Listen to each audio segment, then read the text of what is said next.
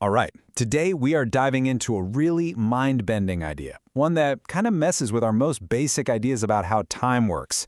We're going to unpack a physical model for precognition, all based on the work of physicist Russell Targ. So, think about this for a second. You know that weirdly common thing where your eyes just snap open, and a moment later, your alarm clock goes off? It always feels like more than just a coincidence, right? Well, what if it really wasn't a coincidence? What if that feeling was your mind picking up on a faint signal from the future?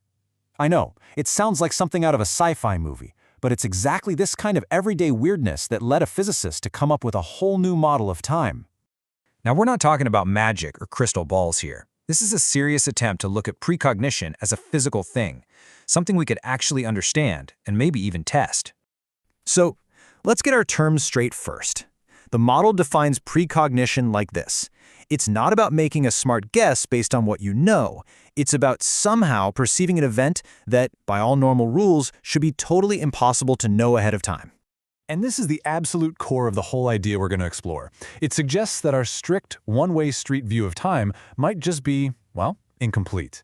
The hypothesis is that big events in the future could actually create disturbances that ripple backward, sending little bits of information into our present. This quote just turns everything on its head. I mean, we see cause and effect, A causing B, every single day. So we just assume it's a hard and fast law of the universe.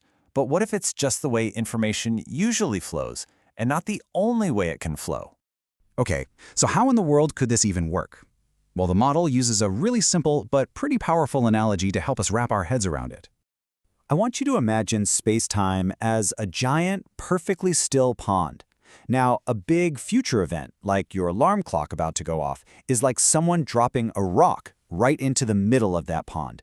It doesn't just sink, right? It creates a disturbance, ripples that spread out everywhere. And these diagrams here show the heart of the model perfectly. You see the event right there in the center, the waves moving forward in time, what we think of as normal cause and effect, are called the following waves. But, and this is the crazy part, the model says there are also these precursor waves that travel backward in time, carrying info about the event before it actually happens. Okay, so that's the analogy. But is there any actual physics to back this up? Well, it turns out this isn't just a metaphor. It's grounded in some very real and very strange ideas from electrodynamics.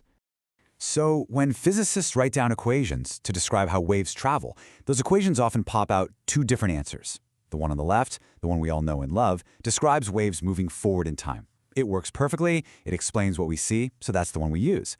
But there's this other answer, the one on the right, that describes waves moving backward in time. It's totally valid, mathematically, but since we don't think we see it in real life, it usually just gets tossed in the bin. But here's the thing, and this is so cool. Physics has this amazing history of discarded solutions turning out to be real. Back in the 1920s, a guy named Paul Dirac came up with equations that predicted the electron, but they also predicted a weird anti-electron with a positive charge. It seemed nuts, so everyone ignored it. Then, a few years later, boom! Someone actually discovered this positron, it was real, and it won Dirac a Nobel Prize. So the question is, maybe that backward-in-time wave solution isn't so meaningless after all? So if this is more than just a wild idea, you've got to be able to test it, right? Well, that's exactly what they did. They designed experiments to see if people could actually learn to sense these so-called precursor waves. So here's how the experiment worked. They had a machine that would randomly pick one of 4 hidden images, but, and this is the absolute key, the machine didn't make its choice until after the person made their guess. So people were literally trying to guess an event that had not happened yet. The real goal was to see if they could actually get better at it with practice and feedback. Now, this is where it gets really interesting. Take a look at this graph. This shows one person's results over a whole bunch of trials. That straight line going across is what you'd expect from just random guessing. But look at their actual scores. You can see this clear upward trend. They're getting better and better, performing way above what you'd expect from chance. This is presented as evidence that they were actually learning to do it. So just how well did they do? Get this. The most successful person in this particular study scored 38 hits out of 96 tries. Now, with 4 choices, random luck says you should only get about 24. Hitting 38, well, that's statistically a very, very big deal. Of course, a model like this just opens up a huge can of worms, a whole universe of questions. So let's get into some of the biggest and most puzzling implications. Let's circle back to those weird feelings we all get. What about déjà vu? You know, that bizarre, overwhelming sense that you have lived this exact moment before. Could this model have an explanation for that? The theory says absolutely. In fact, it's suggested that it might be the most common form of precognition we all experience. In this model, that feeling of déjà vu would be you experiencing one of those precursor waves, a faint, ghostly echo from an event that's literally just about to happen. So that leads to the next huge question. If we can sense the future, are there any limits? I mean, are we talking seconds? Days? Could this possibly explain things like the prophecies of Nostradamus, which seem to predict things hundreds of years away? And this is where the model gives us a really clear, grounded answer. It predicts something called an exponential fall-off.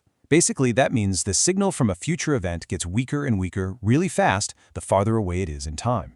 So, sensing something a few seconds away, maybe? But accurately seeing something years or centuries in the future, according to this model, that would be incredibly unlikely. And while this whole idea sounds pretty out there, the core concept that time isn't just a one-way street has been seriously considered by some of the greatest minds in physics. Just listen to this quote from the legendary Richard Feynman. He's asking, why do we automatically assume that light from a flashlight only goes into the future? It's a pretty profound question. And that leaves us with the biggest, most mind-melting question of all. If we really can get even a tiny whisper from the future, what does that actually mean? Does it mean the future is already written, set in stone, and we're all just passengers on a ride to a fixed destination? Or does it just mean the odds are tilted a bit and we still have the power to change things? That, right there, is the ultimate question this model forces us to think about.